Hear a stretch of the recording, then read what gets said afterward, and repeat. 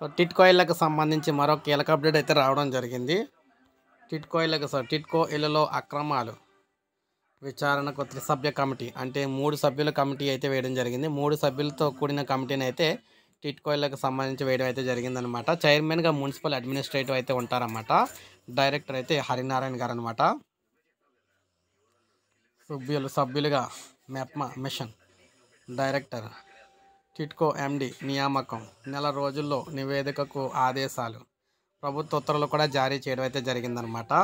టిట్కోయిల్లో అక్రమాలు, కేటాయింపులో గోల్మాల్ వ్యవహారాలని కూడా ప్రభుత్వం సీరియస్గా తీసుకుంది.